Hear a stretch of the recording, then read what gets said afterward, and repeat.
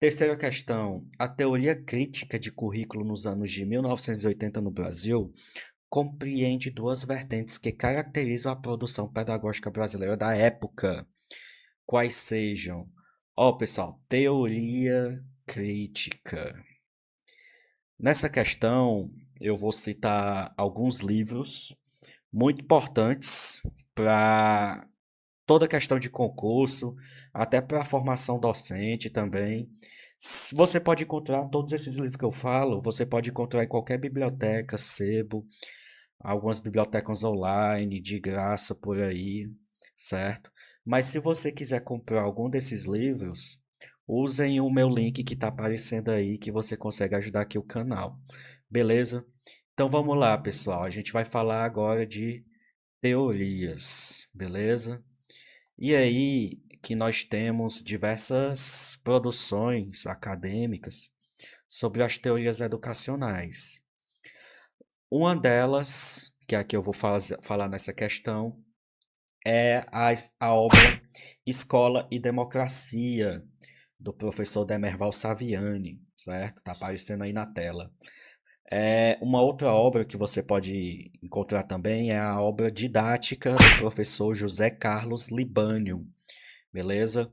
Certo? Tem outras de filosofia da educação do professor Lucchesi, tem um livro das histórias das ideias pedagógicas também, do Moacir Gadotti, enfim. Eu vou utilizar na resolução dessa questão a obra do professor Saviani, ok? Escola e Democracia, que ele divide as teorias pedagógicas em três categorias, certo? Então, a primeira delas são chamadas as não críticas, as teorias não críticas. Como o nome diz, não críticas que são essas teorias? Elas compreendem a escola como um local de reduzir desigualdades, de adequar o indivíduo à sociedade, certo? E uma forma mais que a gente tem mais de distinção delas, elas entendem que a escola é um ambiente separado da sociedade, certo? Então, só dando aqui uma rápida descrição dessa teoria, são teorias que elas não compreendem fatores sociais, políticos, econômicos na educação, tudo bem? Então, o processo de escolarização nessas teorias não críticas é um processo técnico, beleza? Então, qualquer desvio na educação é um problema que é resolvido por uma questão de técnica, uma questão de didática, uma questão metodológica dentro da própria sala de aula, certo? E que fatores externos da sociedade, da economia, não influenciam diretamente no processo de ensino-aprendizagem, certo? Então, qual é aquela teoria não crítica mais famosa que tem? Nós temos a chamada pedagogia tradicional. Pedagogia tradicional é aquela que todo mundo ouve falar, todo mundo em um evento de educação critica. É aquela pedagogia baseada na memorização, na repetição, é aquela pedagogia em que o conteúdo ele é dado pura e simplesmente pelo professor para o aluno de forma unidirecional.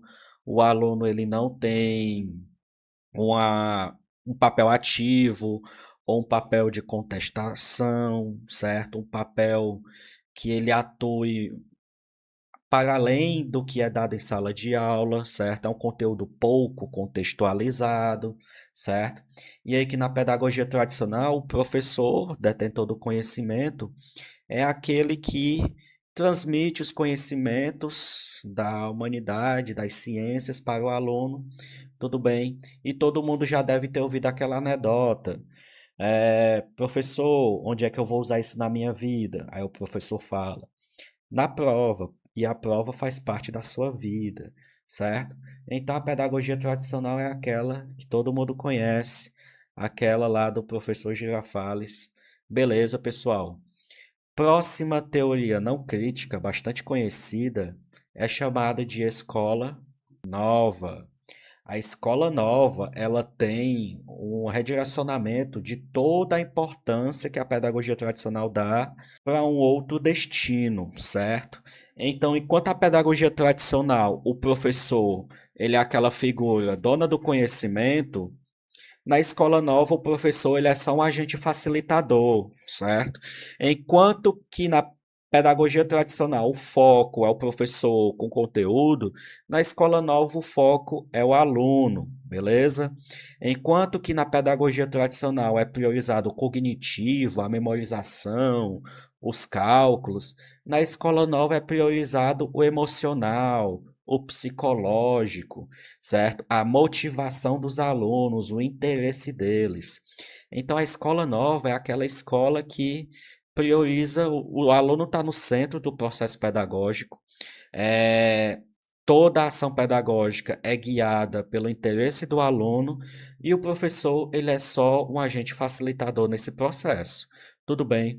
A escola nova é bastante conhecida pelas suas metodologias ativas, sala de aula invertida, que é aquela que o aluno estuda em casa, em sala, ele vai realizar atividades aí que o professor está ali só para auxiliar ele. Aprendizagem baseada em problemas, em que os alunos eles mesmos vão guiar suas ações para a resolução de um determinado problema. Aprendizagem baseada em projetos, enfim, todas essas metodologias ativas que a gente vê o aluno como sujeito protagonista, como sujeito principal, guiado pelas suas motivações, vem da escola nova, beleza? Aquelas pedagogias da educação infantil, de ensino fundamental, como escola Montessori, escola Waldorf, beleza, pessoal?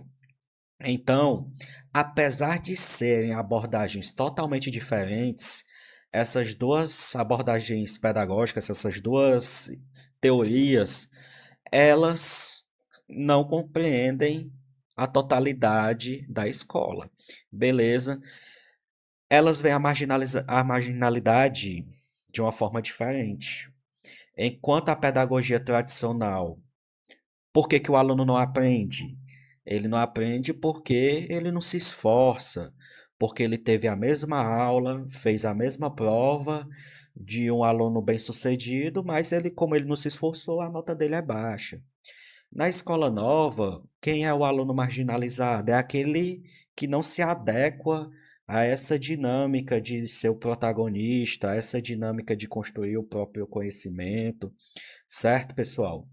Então, pedagogia tradicional e escola nova, apesar de serem bem diferentes nesse sentido didático, metodológico, no ponto de vista filosófico, epistemológico, essas duas abordagens, elas entendem somente como uma questão de técnica, certo?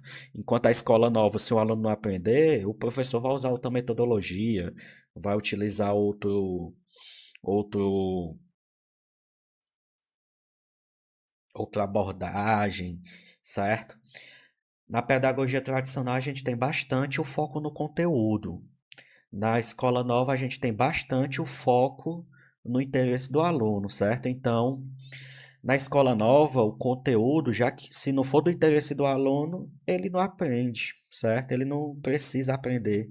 Fica ali de segundo plano, beleza? Fica ali escanteado, certo, pessoal? Vamos ver um vídeo para a gente compreender melhor essa diferença. Estou aqui no Instagram do perfil da Letícia Carpe, certo? Que no título do vídeo é Mãe Waldorf e Mãe de Escola Tradicional. Waldorf é uma das pedagogias que vem da escola nova, certo? Então vamos ver aqui o vídeo para a gente compreender. Indo. Ah, Cristal ainda não. O Pi foi um dos primeiros da salinha dele a começar a ler. Ah, a turminha da Cristal ainda tá experienciando as letras, fazendo molde, pintando. Ah, mas a Cristal já tá subindo em árvore. Essa semana ela chegou no segundo galho sozinha. O Pietro já tá fazendo continha de cabeça. Que legal. Se você perguntar assim pra ele, quanto que é 7 mais 8? Ele te responde na hora. A Cristal ainda conta nas pedrinhas. Ah, entendi. Mas ela consegue diferenciar 20 tipos de folhas só pelo formato. Ah, O Pietro ganhou medalha na Olimpíada de Matemática. Que incrível! E a Cristal? A Cristal ganhou um nabo. Um nabo? É, porque foi ela quem plantou, ela quem colheu, então a escola deu pra ela o nabo. Ah! O que é um nabo? Então você vê aí que nós temos, enquanto a mãe se orgulha que o filho dela aprendeu a ler, a fazer contas, a ganhar medalhas em Olimpíadas de matemática, que é a mãe tradicional, né, que representa a pedagogia tradicional. Nós vemos que a outra mãe, a filha dela não tem tanto contato com esse conhecimento formal, com esse conhecimento científico da escolarização, mas na escola a menina ela sobe em árvore, tem aula de oficina, tem aula de agricultura, a menina colheu aí, plantou o negócio, enfim, você vê que são duas pedagogias bem diferentes umas das outras, certo? Mas não se esqueça que as duas, elas são bem tecnocratas, certo? Elas não compreendem esses fatores sociais, esses fatores políticos que envolvem na educação. Beleza? Vamos voltar lá para o nosso esquema. E a terceira teoria pedagógica que a gente tem aqui, que é não crítica, nós temos, né, a abordagem, a pedagogia, a educação tecnicista. Essa abordagem, pessoal, ela surgiu num momento em que o capitalismo necessitava bastante de mão de obra especializada e é uma pedagogia que ela é ditada pelos meios, é uma pedagogia, enquanto que na pedagogia tradicional o aluno tem que aprender, na escola nova o aluno tem que aprender a aprender, na pedagogia tecnicista é o como fazer, certo? É aquela pedagogia focada nas metas, no desempenho, certo? E aí que é uma pedagogia bastante com esse perfil industrializado, certo? Então, por exemplo, é a leitura de um manual de instruções de uma máquina, é o cálculo de gasto de um combustível de um carro, certo? Não confundir pedagogia tecnicista com outro tipo de pedagogia voltada para o mundo do trabalho, que é a EPT, Educação Profissional Tecnológica. Essa aqui visa focar o indivíduo, formar ele omnilateralmente, ou seja, em todas as áreas, profissional, científico, cultural, artística, corporal, enquanto que na pedagogia tecnicista o foco é somente no mundo do trabalho. Beleza, pessoal. Então nós temos aqui essas três teorias não críticas, certo? E agora a gente vai para a segunda categoria, que são as teorias críticas, que é o que a questão pede. E aí, pessoal, que as teorias críticas, como é o contrário total aqui das não críticas, elas vão entender que a escola, ela não é somente um ambiente separado da realidade. A escola, ela sofre influência da desigualdade social, do preconceito, da falta de investimento público. As teorias críticas, elas compreendem que a escola pode ser um local não para corrigir a marginalidade, não para formar um sujeito útil para a sociedade, um sujeito funcional, mas sim um sujeito que transforme essa sociedade desigual, certo? E aí, pessoal, que nas pedagogias, nas abordagens críticas, qual é o maior foco? É a prática social, a transformação do mundo, certo? Então, vamos lá. Prática social, transformar o mundo em comunhão da escola, a educação focada na transformação da realidade, juntamente não somente a escola isolado como agente revolucionário em si, mas também com movimentos de luta política, certo? Movimentos camponeses, de luta pela terra, certo? Então nós vamos para aquela mais conhecida, que é a educação. O que é a educação popular? É aquela que a gente conhece bastante pelas obras e a produção de Paulo Freire, certo? Que o Paulo Freire, ele agiu na alfabetização de jovens e adultos em cidades como Angicos, no Rio Grande do Norte, e outras cidades do Nordeste, em que uma frase bastante conhecida dele é que a leitura de mundo precede a leitura da palavra. O que isso quer dizer? Como Paulo Freire ele fez um trabalho muito bom na alfabetização de jovens adultos, ele não se contentava, para ele não bastava somente ler por ler. Devia ter uma reflexão por trás disso, certo? Então, já que é jovens e adultos, por que é que eles não tiveram acesso à educação na idade correta? Por que que a educação nunca foi um direito para eles, sendo que estava previsto na Constituição há bastante tempo, desde aquela época? Como ele trabalhou em uma cidade bastante pobre, por que é que a gente tinha grande parte da população ficava em trabalhos braçais, em trabalhos que tinham baixa remuneração e que a miséria era bastante presente naquela região, certo? Então, uma frase bastante conhecida é aquela Eva viu a uva, que é uma frase naquela época bem usada na alfabetização, porque ela tem sílabas da letra V, vá, vé, vi, vovô, cada um com as vogais, né? E aí que ela é repetida de forma mecânica. Eva viu a uva, Eva viu a uva. Mas o Paulo Freire ele tem uma frase que ele ainda problematiza isso. Quem é Eva? Quem colheu a uva? Qual é o papel da Eva naquela realidade, naquele contexto social, certo? Então, pessoal, a educação popular é aquela educação que, além do fator técnico de didática que o Paulo Freire utilizava o conhecimento de mundo dos alunos para tomar como ponto de partida a alfabetização deles, também era um meio de conscientização, de luta por mais direitos, certo? De transformação social. Beleza, pessoal? Então, se você for adquirir alguma obra do Paulo Freire, use esse meu link aqui que está aparecendo na tela. E a próxima teoria crítica é a pedagogia histórico-crítica. Vou colocar aqui uma barra também chamada de pedagogia. Qual é essa diferença? Primeiro vamos ver a definição delas, depois vamos só ver aqui essa diferença que é só um detalhe, beleza? O que é a pedagogia histórico-crítica? Vamos voltar aqui para as teorias não críticas. O que a pedagogia tradicional tem de bom? O estudo sistemático. Ao momento em que uma criança, um jovem, um adulto, ele senta para estudar sem distrações, com leitura, com bastante exercícios, com certeza o seu aprendizado, a fixação daquele conhecimento vai se dar de uma maneira mais eficiente. Não é não?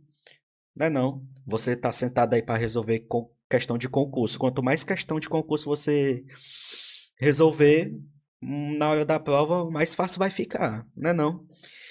Mas tem um lado ruim. Qual é o seguinte? Qual é o lado ruim?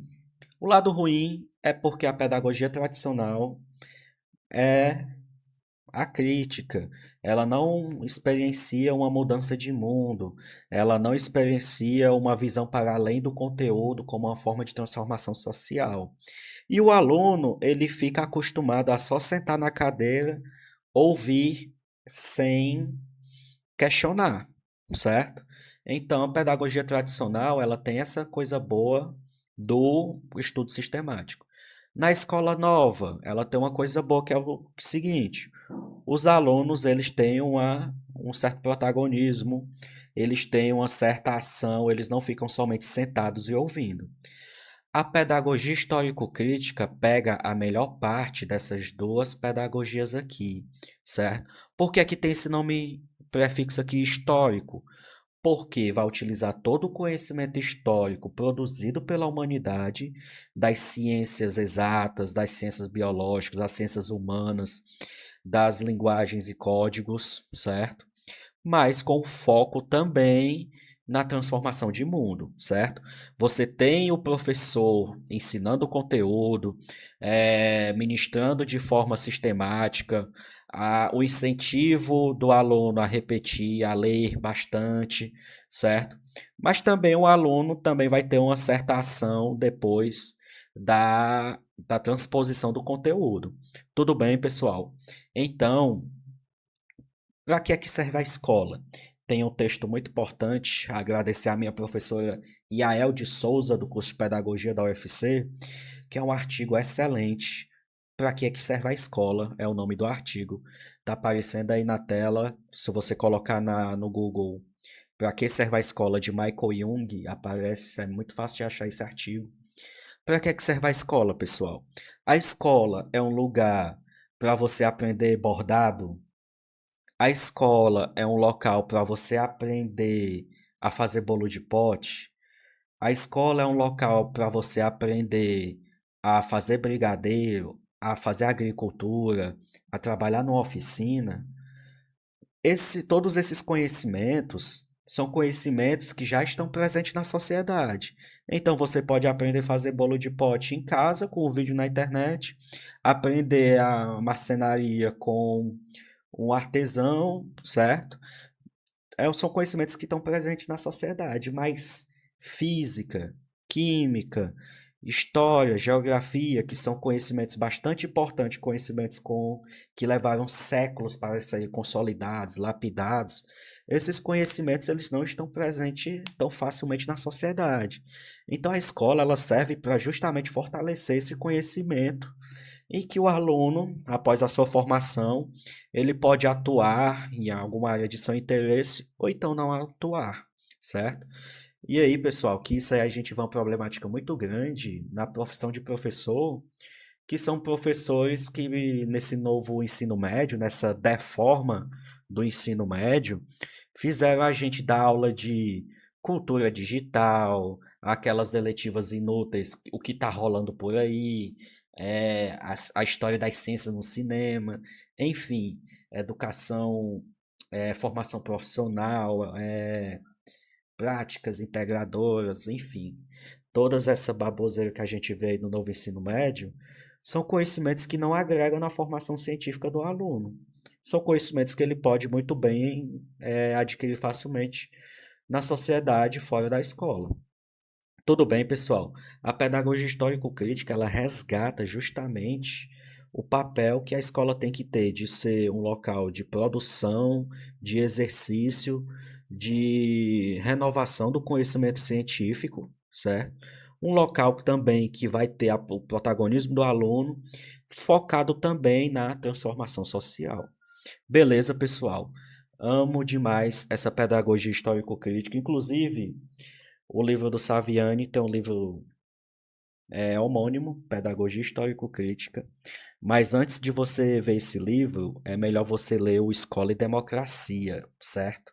Que é uma parte introdutória do pensamento para aí sim, depois você partir para esse. Eu comecei lendo esse livro sem ler o Escola e Democracia, eu não entendi nada.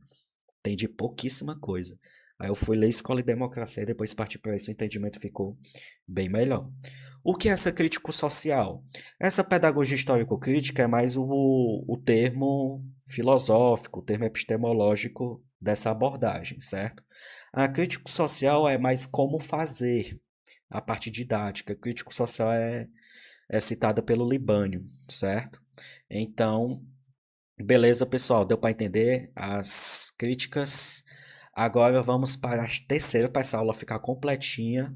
Daí já dá para resolver a questão, né? Mas vamos ver aqui a terceira abordagem, que é a chamada teorias crítico-reprodutivistas.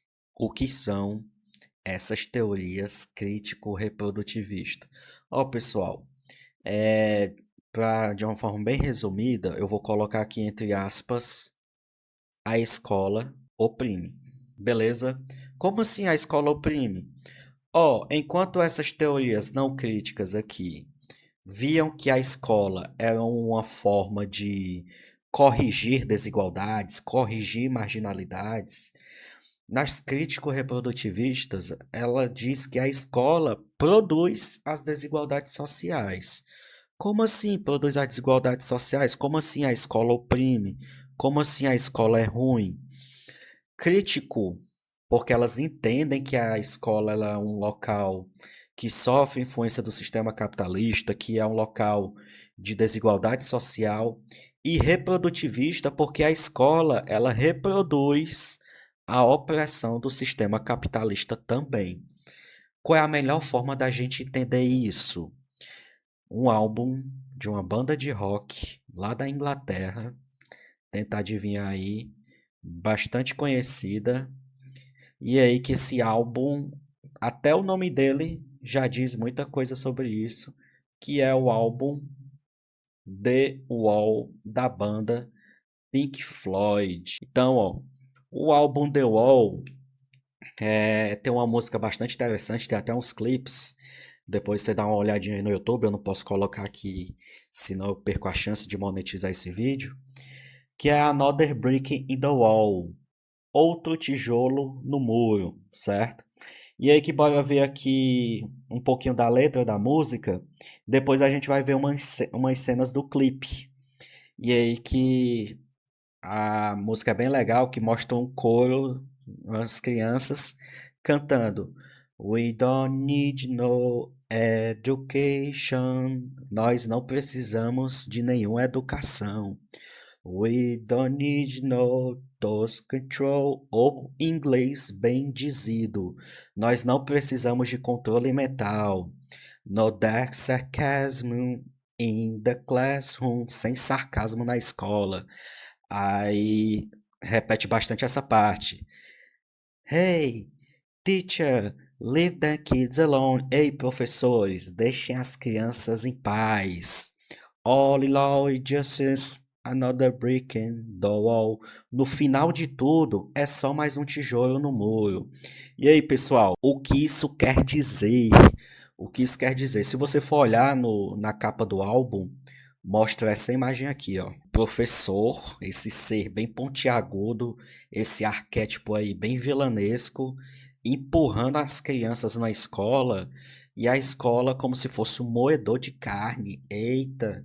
Se você for olhar aqui, né, botar aqui imagens, The Wall, você vê bastante essa cena aqui, que são crianças com fardamento escolar, né? Aquelas esteiras de produção em massa, né? Como se fosse numa indústria. E aí que as crianças elas passam numa máquina, todas elas antes de passar elas estão com o rosto, cada uma com o seu rosto. E depois elas passam e ficam com essas máscaras aqui, ó. Todo mundo igual, sem seu devido rosto, certo? Aí no final elas caem como se fosse um moedor de carne. E aí que tem essa imagem da escola. Outra imagem que parece bastante é as crianças passando pela essa esteira, passa por dentro de uma máquina e elas saem como se fosse peças de um carro, como se fossem objetos, só que sentados numa carteira escolar, certo? Qual é a figura do professor? O professor é aquele indivíduo bastante autoritário que grita, que humilha as crianças. Tanto que no começo do clipe a gente vê bastante, vê essa cena aqui, que é um aluno que está escrevendo um poema. O professor pega da mão dele o caderno e lê todo para a sala ouvir, para humilhar o garoto, certo? Beleza? Aí no final tem aquela catarse, que é as crianças destruindo a escola, quebrando tudo, enfim. Assistam o clipe, é bem massa, a música é muito boa, tem um contrabaixo que dá pra escutar. E aí que tem até um outro meme, pessoal, que rodou muito na internet esses dias, que é o seguinte, vou passar aí na tela. I might swerve in that corner, whoa, whoa. It's short on tight cause I'm tweaking it, bitch, don't let it shit go. And I heard. É um clipe que mostra um aluno que não se deu bem numa prova, e a partir disso ele começa a tecer críticas que a escola é um aparelho repressor, né? É um aparelho aí que acaba com a individualidade, padroniza subjetividades das crianças, certo? Então, que ideia de escola é essa? Eu vou citar aqui alguns autores que, que são os mais conhecidos dessas teorias crítico-reprodutivistas. A primeira concepção que a gente tem é que a escola como sendo um aparelho ideológico do Estado, a sigla AIE. Quem foi que falou isso aí? Foi o pensador chamado Louis Althusser, e aí que no livro dele chamado Aparelhos Ideológicos do Estado. O que é isso? O Louis Althusser, ele faz parte dos neomarxistas que compreendem a questão da luta de classes, a questão da superexploração da força de trabalho, mas também com viés cultural, viés educacional. Tudo bem? E aí, o que são os aparelhos ideológicos do Estado? O Estado, segundo a teoria marxista, é uma instituição para defender a propriedade privada da burguesia, certo?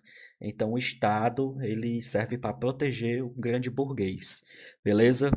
E aí, que o burguês ele pode defender sua propriedade privada dos meios de produção de forma repressiva, através da polícia e do exército, mas também de forma ideológica, através da escola, da mídia, dos grandes conglomerados de imprensa, certo? E da religião. Então, como assim? A religião judaico-cristã, obviamente, é um aparelho ideológico do Estado. Veja bem, imagine só a situação hipotética. Um trabalhador que trabalha muito numa fábrica, ganha pouco, trabalha 10, 12 horas por dia. A mulher dele, a esposa dele, mesmo com um curso de faculdade, não consegue emprego.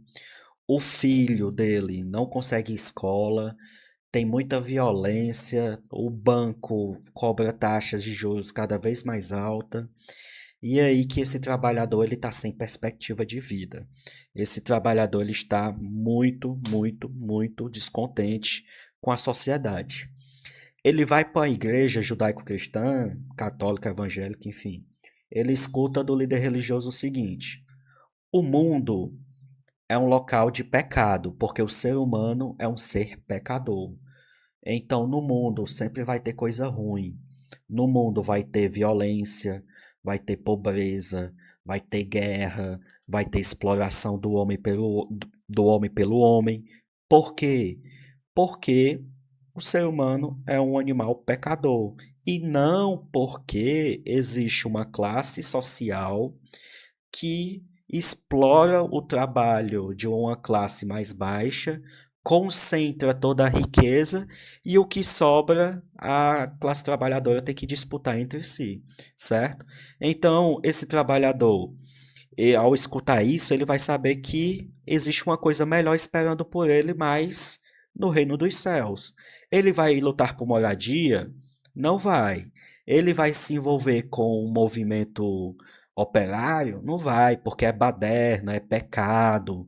É o reino dos céus, se eu estou sofrendo aqui na terra, é porque tem uma coisa melhor me esperando para quando eu for morrer. Entendeu, pessoal? Então, assim como a igreja ela pode ser um aparelho ideológico do Estado, a escola também. A escola reproduz desigualdades. Então, o que é que o aluno vai chegar na escola e vai ver? Ele vai entender que é errado questionar o professor, é errado você pensar de uma forma diferente, que não seja estudar, se formar, trabalhar, comprar um carro, uma casa e se casar, certo? Entende que na escola existe muito a questão da meritocracia, né? Como a gente vê aí na pedagogia tradicional. Se um aluno ele vai bem é porque ele se esforçou e não porque na casa dele sempre tem o que comer, ele nunca precisou trabalhar. Enquanto que uma criança que passa por trabalho infantil e ela vai mal na escola, é culpa simplesmente unicamente dela, certo? Então a escola ela também é capaz de moldar essa subjetividade para a criança ela se acostumar com o sistema capitalista que vai explorar ela, certo? Beleza? Existe um outro conceito que é o conceito chamado de violência do autor chamado Pierre Bourdieu. Tanto que existe o livro dele com o nome A Reprodução, certo? Por isso que tem esse nome também aqui das crítico-reprodutivistas, que o Bourdieu é um dos autores mais lidos quando se estuda isso, beleza? O que seria a violência simbólica? É uma violência praticada na escola, só que é uma violência dissimulada, uma violência disfarçada. Não é aquela violência como bater, roubar, enfim. Certo, pessoal? O que seria essa violência simbólica? A criança na escola, ela vai tendo a sua subjetividade, sua individualidade, como ilustrou ali o Pink Floyd, de uma forma bastante velada. Então, por exemplo, o aluno tem que ir fardado, então ele não pode usar a roupa que ele usa normalmente. O fardamento vai eliminar toda e qualquer individualidade que esse aluno possa ter, certo? Não poder usar boné. Eu nunca entendi, pessoal, como professor, eu nunca entendi por que usar boné é errado. Alguém fala aí nos comentários, me dê uma explicação lógica. Por que que usar boné na sala de aula é errado? Beleza, no concurso público o cara pode ter uma cola, pode ter uma escuta, né? Mas durante a aula, não entendi. Nunca entendi. Me falei que talvez tenha algo que eu nunca percebi. Enfim, existe outro conceito do Bourdieu chamado de capital cultural, que é o conjunto de saberes que ele traz de casa, certo? Então, uma criança rica da burguesia, ela vai trazer um conjunto de conhecimentos, geralmente os pais são letrados, né? É, conhecimentos da literatura, conhecimentos de mundo, conhecimentos de valor bem agregado, um linguajar padrão, entre aspas, certo? E que na escola, todo esse seu capital cultural, toda essa sua cultura, ela vai continuar, vai tendo uma continuidade, certo? Já um aluno da classe trabalhadora, um aluno da zona rural, o capital cultural que ele traz é totalmente diferente. Então, o sotaque vai ser outro, vai ter outros conhecimentos de mundo, certo? A sua personalidade vai ser diferente. E quando o aluno chega na sala de aula, o que é que ele vai perceber? O jeito que ele fala, os saberes que ele traz, o jeito que ele se comporta é errado. O certo a se falar é o português culto, erudito, enquanto que expressões populares, conhecimentos populares são conhecimentos errados, certo? Tradições de comunidades tradicionais, de comunidades originárias são é, marginalizados, certo? Como bem estudou Michel Foucault lá naquela sua obra sobre arqueologia, certo? Que conhecimento científico é priorizado? Porque aqui existe alguns conhecimentos que são considerados válidos, importantes, enquanto que outros conhecimentos não são importantes, certo, pessoal? Essa é a chamada violência simbólica do Pierre Bourdieu. Beleza? Só para deixar aqui completinho o nosso resumo, existe uma terceira teoria que é a chamada da escola dualista. Escola dualista é de um livro chamado A Escola Capitalista da França, L'École Capitaliste en France, que são dos autores Baudelot e Stablet, certo? O que é engraçado que esses três autores aqui são todos franceses, né? O que quer dizer a escola dualista? Baudelot pesquisou em escolas públicas da França e ele percebeu o seguinte: existe uma escola pública para a classe trabalhadora, que produz técnicos, que produz mão de obra rápida, de pouca complexidade, focada nos serviços. E existe uma escola pública para a classe mais rica, focada no ensino propedêutico, ou seja, formado para aquele ensino que vai servir de introdução para um outro maior. Então, são escolas que vão formar bacharéis, engenheiros, médicos, ou seja, vai formar uma mão de obra muito mais especializada, muito mais valorizada e com muito mais saber científico, técnico científico, certo? Beleza, pessoal. Então, nós temos aí teorias educacionais na visão do Saviani, no seu livro Escola e Democracia. Eu vou gravar um vídeo resolvendo a prova do concurso de João Pessoa, lá atrás a obra do Libânio. E aí que o Libânio ele usa uma outra nomenclatura. Usa as teorias liberais e as teorias progressistas. Beleza? Então vamos lá. Item A. Educação popular e abordagem de cunho tecnicista. Tecnicista não. Educação popular até que vai. Pedagogia crítico-social dos conteúdos e educação popular, corretíssimo. Neomarxismo e teorias da reprodução. Neomarxismo compreende o Althusser, né, como a gente citou bem aqui, beleza? Compreende a escola de Frankfurt e tal. Teorias da reprodução, não. Teorias da reprodução e marxismo culturalista, não existe isso aqui, marxismo culturalista. Beleza, pessoal, então nós temos aí, a letra tá feia, mas o resumo tá completo. Agora eu quero saber de você. O que é que você acha da escola? A escola é um local de correção das marginalidades, como diria as teorias não críticas, que a escola ela pode cumprir seu papel afastado, sem sofrer influência nenhuma da sociedade. Ou você acha que a escola é um local que pode ocorrer a prática social, a transformação social, juntamente com a luta popular, que é possível transformar o mundo a partir da educação, juntamente com a educação, não somente ela sozinha. E 3, ou você acha que a escola oprime, que a escola ela traz esse papel de apagamento das subjetividades, de um local onde a criança ela vai se acostumar com o sistema capitalista do mercado de trabalho, que a escola é um local em que alguns conhecimentos são marginalizados. E aí, o que é que tu me diz? Vamos para a próxima questão. 4. O currículo escolar